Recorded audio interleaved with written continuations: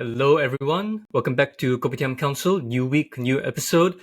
We have seen a lot of things happening across Southeast Asia. We like to cover international issues as well. But something that is brewing that might have slipped a lot of people's radar is the UK general elections that is happening very soon. So in this episode, we're going to just delve a bit deeper into it. We've covered elections before. We've covered Brazil. We've covered some parts of the UK back then. So we're just going to continue with this trend of just covering current affairs that's happening abroad.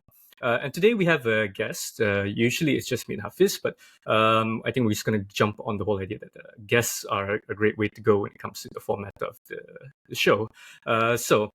Who I have here today is a very special guest. He is a good friend of mine from the university days back in Aberystwyth, a classmate and my very good friend if any of you have see why this person is familiar, he's the person I went to, who had the pleasure to bring me to number 9 Downing Street last year back in London. My very good friend, Tomos. He is a Conservative parliamentary candidate and he works as the parliamentary aide to a member of parliament and has experience in Downing Street's political office.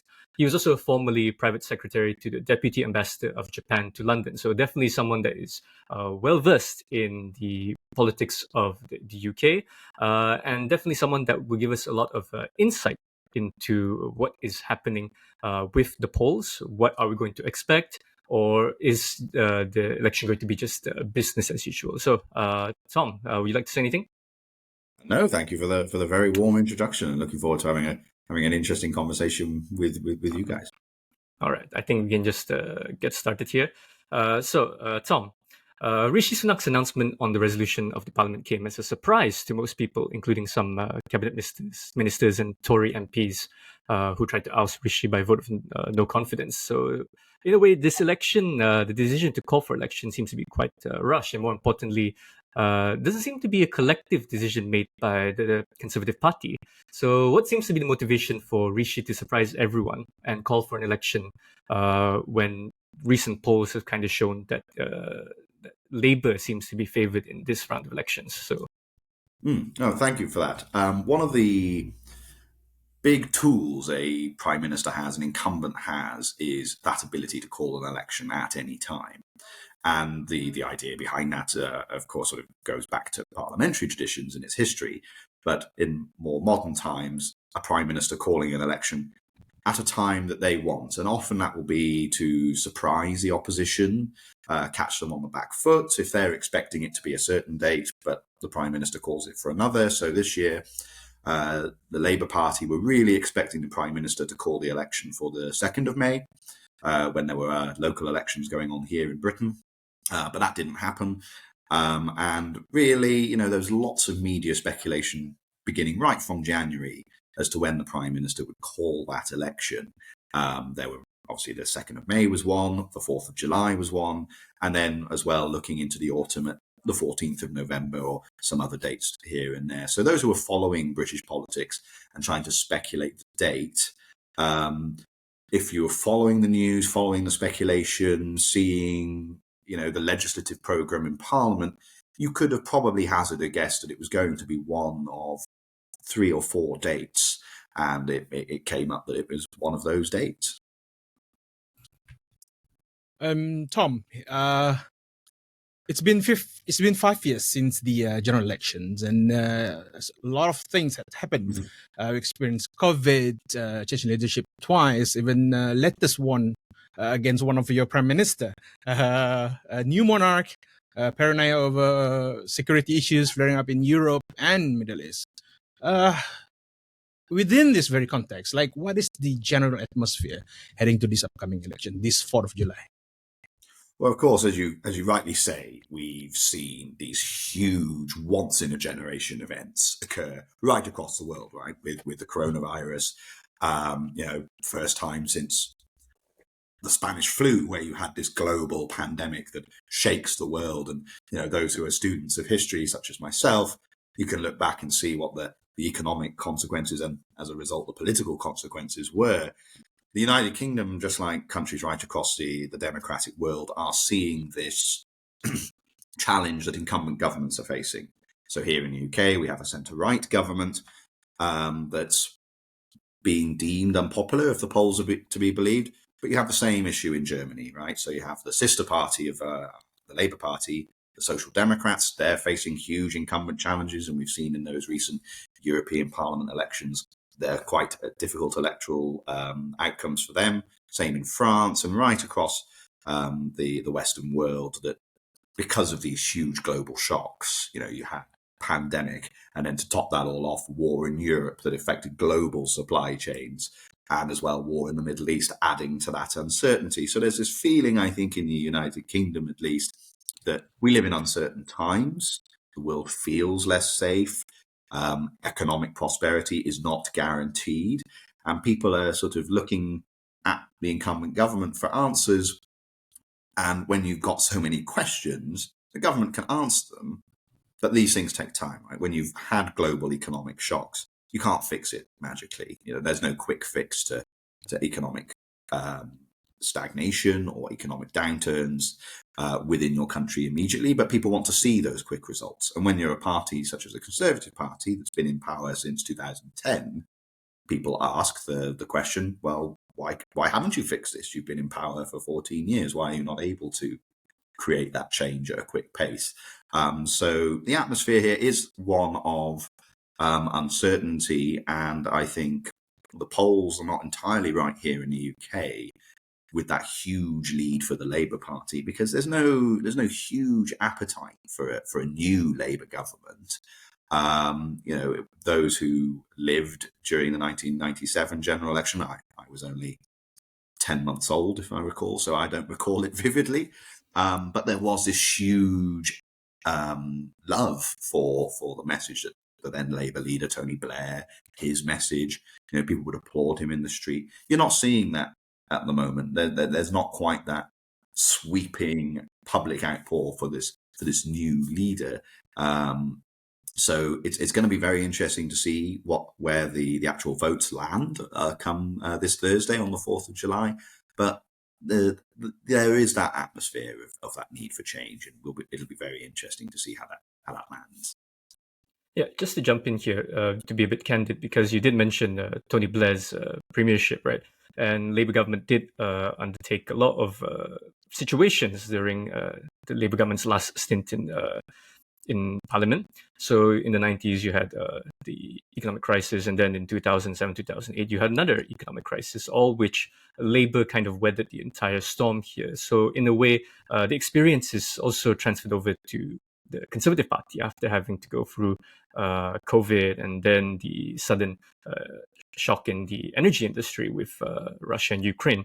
Would you say that it's been a lesson in catching up as well, compared to Labour, who had the experience of going through these kinds of crises?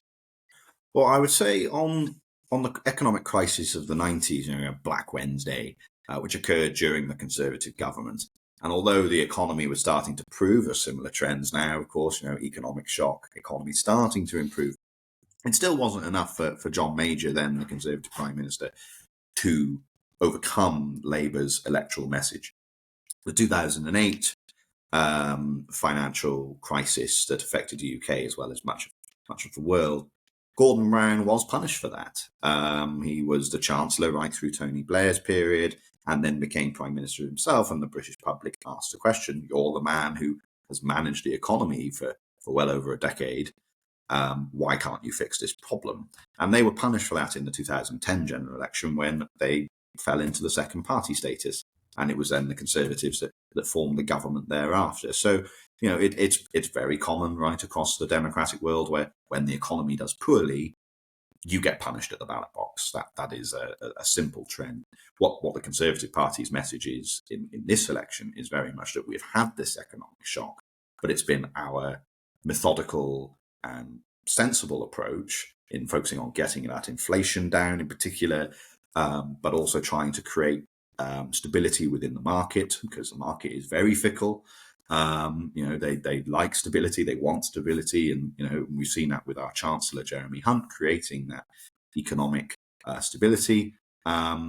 But will that be enough for the electorate to return us? Well, we'll have to wait and see. But I don't think there's any party that's immune to recovering itself politically from a global economic shock. It is very hard indeed.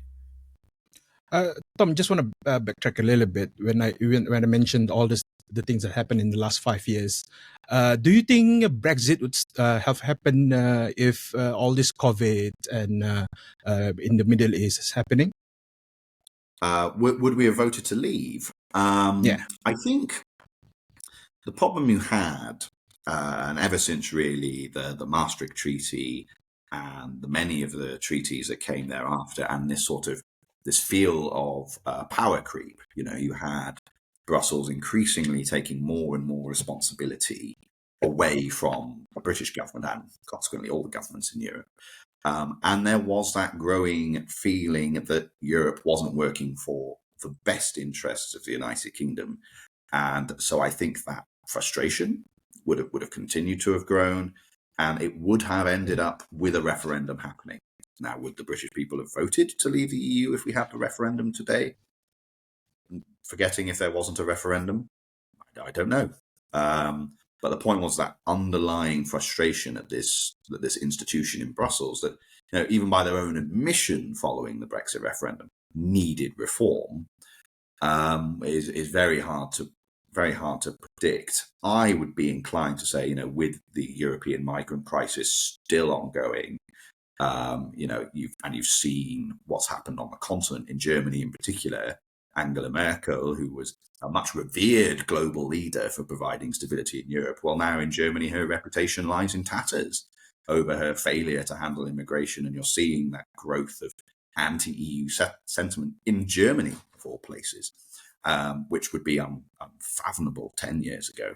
So it's a question of what if, but I would probably be inclined to say that the British people would probably vote Brexit if the referendum was held now instead of 2016. I think it's just that weight, that culture that had formed would have led to it at any point. Okay, we've set a bit of context here leading up to this election. So I just want to ask Tom, the Conservative Party has held leadership for more than a decade. So without giving away any trade secrets, what are the new strategies deployed by the Conservative Party this time? Because I'm pretty sure that the Conservative Party would have to regain some confidence from their constituents that have been long-time voters, but at the same time, they might have to gain the confidence of fence-sitters or even opposition voters to try and maintain some semblance of stability. So going into this election, will it be business as usual, or is the Conservative Party trying to shake things up a bit this time around? Well, I think what you've seen from the Conservatives campaigning is very much that we've had these shocks, we've built this plan to tackle the problems we have. They're not overnight fixes, but they are plans that we have, unlike the Labour Party that have really struggled to provide the answer to how will they manage the economy if they take office. When Keir Starmer's asked, how are you going to do things differently to the Conservatives, he stands up and goes, well, the economy will grow and that will allow us to finance public services. Well, just saying the economy will grow is not a given. The government has to introduce market-friendly policies to allow businesses to increase its investment. And then obviously if a business expands, it pays more taxes because it's a bigger company. So the Conservatives' message is really one of, we have a plan, we are creating the economic environment whereby the Treasury can raise more funds to pay for public services. It's why we had announcements on protecting pensioners, that's a key part of the campaign, but also committing to increase defence spending, as well as creating conditions where people's taxes can be cut. So some would say that's bread and butter Conservative messaging, defence, tax cutting, protecting pensioners. And the reason why is because those are things that are important, but those are things that electorally do resonate with people. So I would say our campaign strategy is we want to talk to as many people as possible and get that message across, but also get this message across that the Labour Party, they're expected to just sweep into power, but their plans have not been put under that microscopic scrutiny that it deserves. If we're expecting them to form the government by this time next week, the public have the right to know, well, what does that mean? If they want to increase expenditure on public services, they have to answer what taxes will go up, or if they're going to borrow it. They have to answer these questions, and they've got away with not having to answer them at the moment. All right. If Rishi Sunak will not lose this election on his 4th of July, some people say, like, very negatively, saying that, oh, he's just going to go away to the United States and enjoy tropical weather, homes in Miami or wherever. But if he will be re-elected again, what are the Conservative Party idea to address the concerns policy-wise? Because what they're going to inherit, it's a long-standing problem that they seems can't resolve under 2 or 3 prime minister. So what will they do differently? Well, that's a very good question. On this speculation that Rishi Sunak will up sticks and move to California, I've always found it quite bizarre, really, because people sort of say, oh, Rishi Sunak, he's an uber wealthy man, and that's used as an attack line. Well, he doesn't he's not in it for himself. It's not as if he's struggling for cash. He's in it because he's a public servant. He believes in improving the quality of life of people in this country. And that comes from an upbringing of a pharmacy owning family, an NHS family. He saw firsthand that sense of public service. And that is something that he really carries through in his thinking. When he's thinking about how do we address these challenges. And I think the big problem is that because the Prime Minister is quite a detail-oriented man, and when he stands up and he talks about the ways we need to grow the economy so taxes can be cut and all these different aspects of economic management, it's not sexy. Talking about fiscal responsibility and fiscal rules and economic growth and turning dials and engaging with the private sector, they're not sexy policies, right? Nobody is sitting there going, wow, his plan for economic growth is really interesting. Well, it's interesting if you are an economist, but it's not interesting if you're just an average person who's thinking about how can they heat their home, how can they buy their food at the supermarket, the things that affect them. And where our message comes in to tackle those policy challenges going forward, cost of energy is really up there. And it's why, since 2019, and Boris Johnson was really pushing for it as well, the growth of renewable energy. But also the Prime Minister is quite sensible in turning around and going, well, we also have seen what happens when countries don't have their own domestic oil reserves. You guys are fortunate in Malaysia to have oil to go around, but in the United Kingdom, we have those North Sea oil fields that we have sort of neglected for a number of years. And so whilst we transition away from fossil fuels as a world, we still have to have that domestic reliance. You look at Norway, and it's always, brought out on the international scene as this country that's hugely wealthy because of its oil reserves. It was sensible in capitalizing on these oil reserves and keeping them back and ensuring that, they could have energy resilience. They are entirely autonomous. And the best way for people's bills to come down is by having this integrated energy grid. You don't just rely on one thing, right? You don't put all your chips on one number on the roulette table. You probably spread them out, right? And so that's the way when you think about it. You need that wind, you need that solar, you need that hydro, you need the nuclear, but you need also a little bit of fossil fuels. You can go now and have a look online and see exactly the percentage of energy being generated in the UK. And nearly half of all energy in the UK is from renewables. And that's a great thing.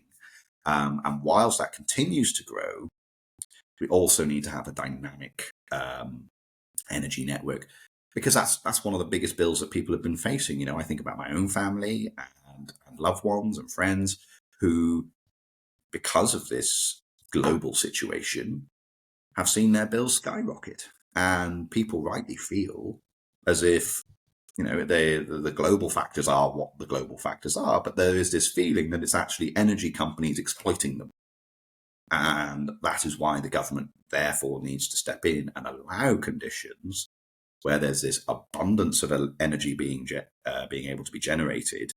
And so if it is the case that energy companies are just doing it to increase their own profit margins, the government and the people can turn to those companies and say, this isn't right. And that's why energy has been this big part of the campaign as well, but from both of the major parties. Yeah, I mean, it shows that the Conservative Party is quite flexible as well in its messaging. It's not ideologically driven compared to, let's say, how we view a lot of other politics happening in particular countries. It's good to see the Conservative is very flexible in that regard. Like you said, center-right, right? But still in the way center, so it's still able to cross the aisle in a way. It can walk across the other side of the aisle and then find that compromise. And I guess seeing a lot of the issues here, I think they kind of overlap, Labour and Conservative. But just to have a bit of, to digress from that, from the Labour-Conservative dichotomy, I want to ask about another third party, so to say, which is Nigel Farage and the Reform Party. With the manifesto launching event, he made a rhetoric calling the manifesto as a contract for everyone, citing that the manifesto is often regarded as something. So, I mean, will the people be buying his rhetoric again? And how has he changed, or like a better word, unchanged since the Brexit days? Because we saw that he was very vocal, very out there in terms of public appearances during the UKIP and the Brexit days. So what is the deal right now with Nigel Farage? Well, one thing that can certainly be said for Nigel Farage is he is a good communicator. You know, he has an ability. The media are massively interested in him because they want to have those gotcha moments and they want to call him out on some of his more rogue views. You know, we saw just in this last week, Nigel Farage gave us an insight into his views on really what he thinks of Vladimir Putin and the Ukraine war. And that caused massive outcry because it came across as if he wasn't on the side of the West, but actually he lent more towards what Vladimir Putin stands for and how he operates. With his contract, you know, again, it's just good messaging, isn't it? You know, Reform and all of the minor parties know that their manifestos are not manifestos for government. They're pitches. They're fundamentally a pitch to the electorate to go, this is what we're about. So when you're thinking about the Greens or the Liberal Democrats or the nationalist parties, you know that when you're voting for them, they're probably not going to form the next government. The only manifestos that are really blueprints for governments is the Conservative or Labour manifesto. So when Reform publish a manifesto, as Nigel Farage himself said, this is not a manifesto for government. This is for people to see what we're about. And it was just clever wordplay as far as I was concerned. I was like, that's quite a clever way to phrase it, really, because manifesto sounds boring. Contract, you know, it does evoke something a bit more in people, I'd say. So, well, good messaging on his part. Yeah, Tom, top 3 issues, hot issues, if you may, during the elections are housing, healthcare, and taxations. I want to zoom in on healthcare a little bit and about NHS, basically. But UK is not exclusive in having this problem. Like in Korea, we saw demonstrations by the medical officers. I think in Malaysia as well, we do have similar problem. The Conservative has promised to increase its budget. Does it enough, like financially, would solve the problem? Can you explain this a bit more detail, please? Well, that's the thing with the National Health Service. You know, under the Conservatives, you know, Boris Johnson, when he in his very early days when he became Prime Minister, put into law in an Act of Parliament that NHS spending would increase year on year by billions. Of course, the pandemic forced his hand to have to do that anyway. But he banged it into law. You know, all parties, you know, I'll give all the parties their fair due, are all committed to increasing NHS spending. And, you know, you go out and ask any member of the British public, do they believe the NHS needs more funding? The answer is yes. What's difficult is how is that money being spent? Is it being spent on frontline services? Is it being spent on auxiliary services? Is it being spent well? And this is a debate that I think is being had in the United Kingdom. Most people who you'll speak to will talk of their personal experiences with the NHS, and you know there are some very sad experiences, you know, especially here in Wales, where I'm based, which is run by a different government. It's run by via devolved government, and you can see the differences in outcomes between England and Wales based on how they manage that budget. And so, there is this feeling, I think, amongst many British people that the money isn't being spent on doctors and nurses, and that the government will give this money to health boards, and will it actually be spent appropriately? That's where the challenges come from. And it's been a huge challenge for health ministers in Whitehall, because it will be given to a health board and they have a degree of autonomy in how that money is spent. And so you can see outcomes differing hugely from area to area based on how that health board in particular spends its money. And so it does, sadly, because of the structure that was created in the early noughties, that created all these separate health boards to sort of emulate market conditions, has actually led to outcomes varying massively. So you may have one health board that's brilliant at cancer care, and you'll have another one that's brilliant at mental health or brilliant at all these different things, but they don't talk to each other very well anymore. And and this has been a multi-decade thing that's occurred since those healthcare reforms in sort of the early 2000s. NHS restructuring is always a difficult debate to have because everyone deeply respects the work that doctors and nurses do, but it's not just doctors and nurses in a hospital, it's everything that goes with it, from clerical staff right the way around. So on NHS spending, we want to see NHS spending increase. You can only afford to increase NHS spending, of course, if the economy is healthy. If you are earning money as a government, you'll get, if you create economic growth, you get more tax receipts, and you can spend that on public services. So when my party talks about it, we talk about it from that perspective.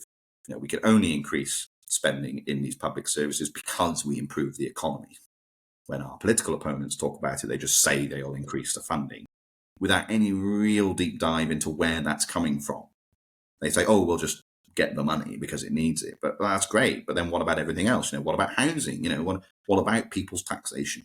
So it's, again, it's nice and easy to talk about one thing subject at a time, but it really just is a thread that goes through it. And it's the same in every country. All public services, you have to prioritize where funding goes. And, when we're looking at the British state, there is going to be a challenge in the next decade of where money is being spent. Is it being spent well? I think if you go out on the street and firstly ask, do you think the NHS should have more funding? The answer would be yes. But then if you ask them, do you think government money, your tax money, is being spent well? The answer will be no. So it's a case of making those two the same answer, making them work. And there'll be smarter people than me trying to figure that out. Touching on, because you did say you're Welsh as well. And I just want to ask, because we like to find parallels between the UK and Malaysia. Like in UK, you have devolution, and then in Malaysia, we have a federal system, and we have the Borneo states. I like to compare them a lot to the situation in Scotland and Wales, which is trying to fight for more autonomy, stronger regional government. I kind of want to know, how does it look for Wales in this regard? Because we see that the Scottish Parliament and SNP has been made quite a lot of inroads in trying to exert itself and trying to articulate itself without a lot of the arbitrary politicking with the Parliament in England. What does it say for the Senate in Wales, though? Well, so in Wales, there's a greater reserved powers model. So whereas Scotland's reserved powers are very minimal, they have more devolved powers. It's only really sort of defence and foreign policy that remains the responsibility of the British Parliament. In Wales, there's a lot more aspects of its devolution settlement that's reserved, and that's because of just the nature of geography. Most people within Wales won't interact north and south, but they'll go east to west within England. So there needs to be a bit more joined up thinking that is directed from Whitehall. The problem you have in the United Kingdom, and Scotland in particular is a perfect example, is you have a nationalist party It is more focused on the question of independence rather than actually delivering for its people. You see some of the worst healthcare outcomes in Europe in Scotland, some of the worst education outcomes, economic stagnation. And it's because its government is focused more on having that constitutional question rather than governing. So what you see in, say, more federal models in Germany and perhaps Malaysia is, well, they're just focused on the things they have responsibility for. They're not focused on constantly having this devolution battle, constantly having this powers battle. And, in Wales, we have the same problem. You have a Welsh Nationalist Party that isn't focused really on the outcomes for the Welsh people. They're focused on this problem exists because this isn't devolved. And it's just an argument that's rehashed time and time and time again. Does there need to be discussions about what powers could or couldn't be devolved? Yeah, that's a constant ongoing discussion. Funding, the way the funding is operated here in the UK is a poor model. It's something called the Barnett formula, which is incredibly complicated, but was only designed as a temporary measure to settle this funding question. But there's in government and in politics, there is no solution like a temporary solution. It ends up becoming the permanent. And you see that with devolution. And, there's still a lot, I think, the UK can learn. We still operate as this semi-unitary state, this centralised government, but with elements of devolution.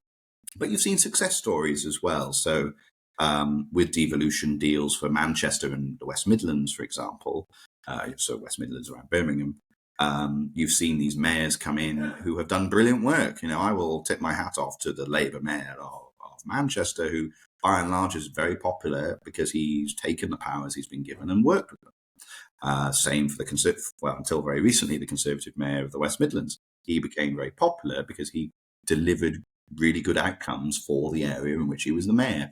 So there's some really good devolution success stories in the United Kingdom, but then there are also some challenging constitutional debates that are still raging on and will probably rage on long after this election. Yeah, Tom, just 2 weeks ago, when a lot of conservative leaders are going on national televisions doing debates defending Conservative Party, we were surprised by election betting allegations by some of the Tories MPs. How serious is this allegation, or is this just another red herring to get Tories off track from their campaigning? Well, when the news came out, I think it sort of, amongst the British public, it was less so the thing itself.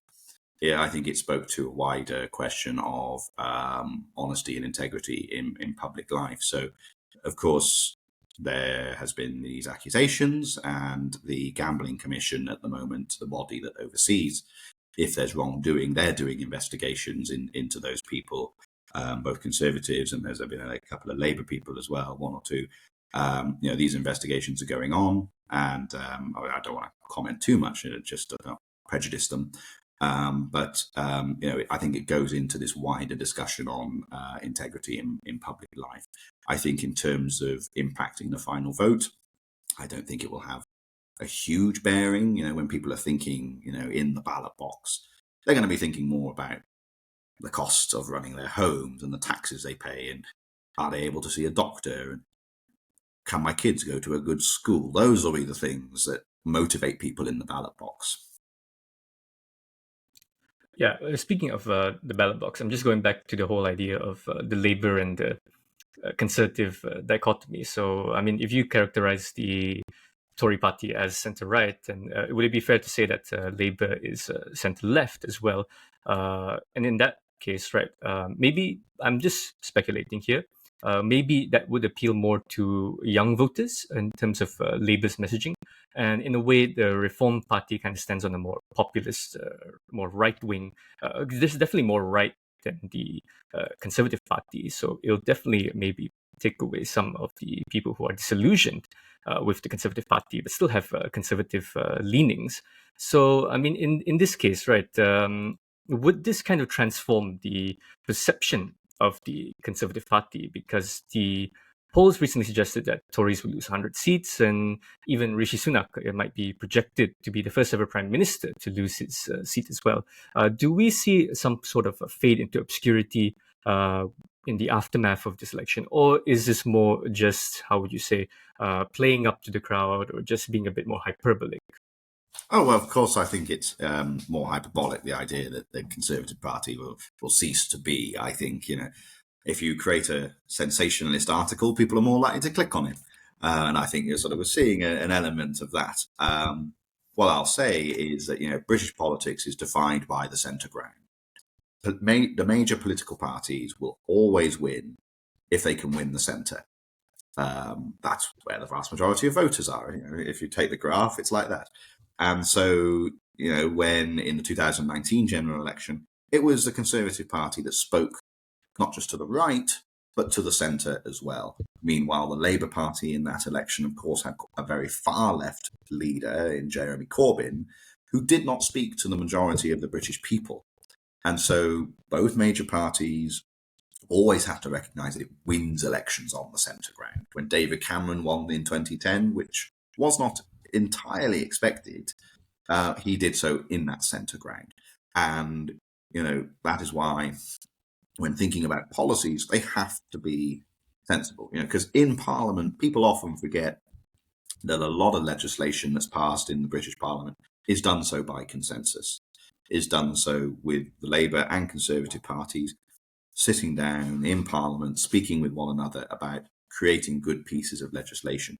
It will only be a couple of bills in every parliamentary year that are contentious, that lead to these big rows that you read about in the press. The vast majority of legislation will pass without much controversy. But that's because both parties appreciate that you work on the centre ground. If you focus on polarising politics, it will be hard to get anything through Parliament. And so, if Labour's handed this supermajority, as the polls are predicting, they still have to remember that they need to work with the opposition, as the Conservatives have done for the vast majority of their legislation. Because that's the best way you create laws that work for the majority of the British people.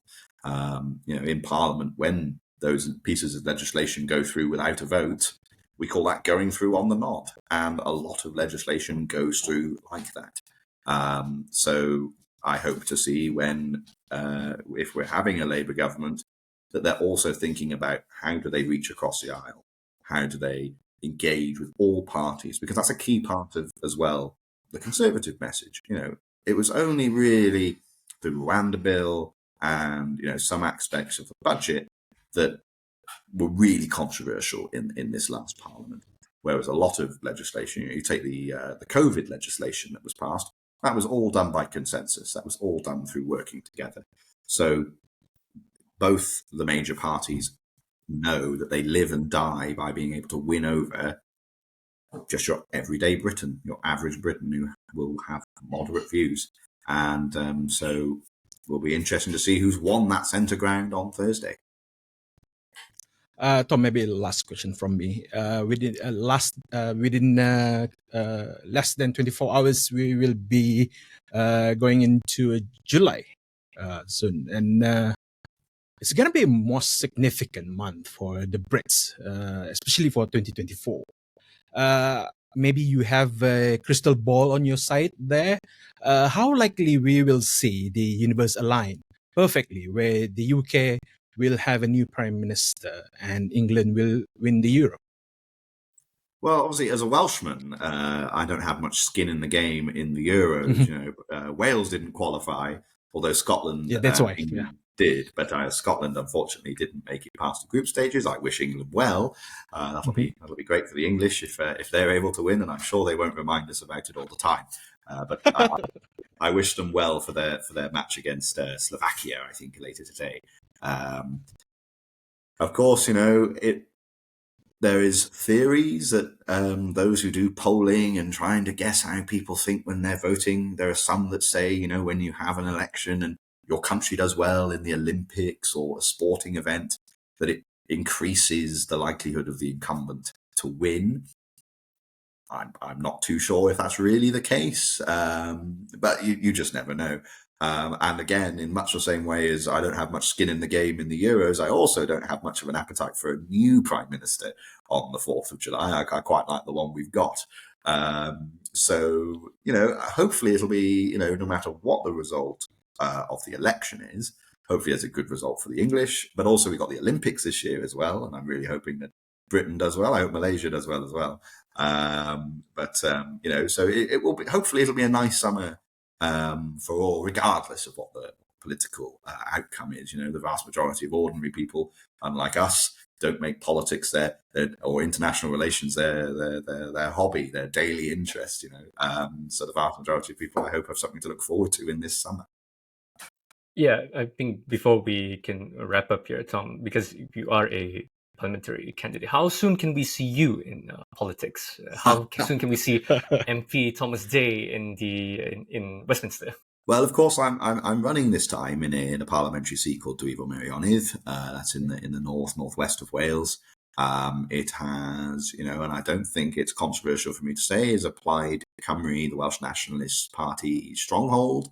But it's my party that comes second, and we're fighting out there for every vote. We're fighting to win every vote. Yeah, definitely agree, because I think over here in Malaysia, Haffisz, we do have that issue where it tends to be personality driven, and because of that, we do have a lot of monolithic structures here, political parties who kind of prevent newcomers coming into the ballots and the ballot boxes as candidates. So Tom, you're not in your 30s yet. You're younger than me, so definitely before your 30s. So you can consider a young person in politics here. In Malaysia, we're having this conversation about young people joining into politics. It's something that's almost novel in a way for the past 5 years. But for you, you as a young candidate, right? Is it very welcoming for a young candidate in politics in the UK? Or at the same time, I also want to ask, what are the advice that you can give? Because we do have a lot of young people trying to penetrate politics, but they just feel like they don't really know exactly how to go about it, or what kind of, you mentioned mindset as well, but maybe you could add a bit more from your perspective as a young person. How the party you are attracted to works, getting involved with that party, learning about it, learning about the politics, the real politics of your country. If you think you can contribute. People recognise hard work. If you're a young person that wants to go into politics or be a member of Parliament one day, you need to prove you're a hard worker. It's not just about being a good orator, looking good, sounding good. It's about, are you someone who works hard? Are you someone who cares about people? Because I think the reason why a lot of people look at young people in politics quite skeptically is that it's viewed, well, they just want it for the power and the status and the money, rather than doing it for the right reasons, which is caring about people. So those who are young who want to get into politics should ask themselves that question. Are you doing it because you like the idea of being an MP or having that nice money and status and all these things? Or are you doing it because you do care? And if it's the latter, great. If it's the former, maybe spend a bit of time working in something else, existing from the periphery, and then maybe come back into politics, in your 30s or 40s. Because the beauty of politics is there's no age limit. Britain's youngest Prime Minister was 24. You can become a member of Parliament from when you're 18. So there's no age limits. But it's a case of, do you understand people's problems, and can you have robust ideas on how to tackle them? And if the answer is yes, great. If it's not, spend a bit of time outside, get involved with the party, build your name, get out there, but then maybe think about coming back to it a bit later. All right, I think we've hit almost more than 45 minutes. Definitely there's a lot of conversations to be had with Tom here, and we definitely want to wish him all the best with the elections. Who knows? Maybe, good luck, Tom. Who knows? Maybe come 4th of July. Who knows? Announce member of Parliament. That's very kind. We'll be very happy to have you back as a guest once again. Haffisz, anything else to close? Just 30 seconds, Tom. What would you say to the fence sitters going to the ballot box on this 4th of July? What I'd say to those who are wavering about the election is it's a clear choice. You've got a political party that has helped steer the economy back onto track. We're just starting to see that improvement, and then you've got another party that isn't really offering a coherent plan. And the question is do we want to risk it just for a change's sake, or do we want to stick with that plan, stick with that sensible recovery, and a party that knows how to manage an economy, knows how to sort public finances in a coherent way? That's the choice based by voters on the 4th of July. All right. And with that, that's all the time we have. Thanks to my good friend Tom for joining us again once on Kopitiam Council. Like I said, who knows? Things can be very weird. Politics is a very strange game. And You never know. We never know. We'd be more than happy to have him back again. Like I mentioned, he's a good friend since my university days, and I've always known him to be very robust and at the same time very learned on the British politics. In a way, he's a bit of my teacher in my introduction to British politics. They should have given me that kind of module when I first came to England, where I knew nothing about English politics. So thanks again, Tom, for being here. And to our listeners, if you like this kind of topics, if you like us covering elections, if you like us having guests for covering up elections, then do let us know in the comments below. And with that, take care, everyone, and goodbye for now.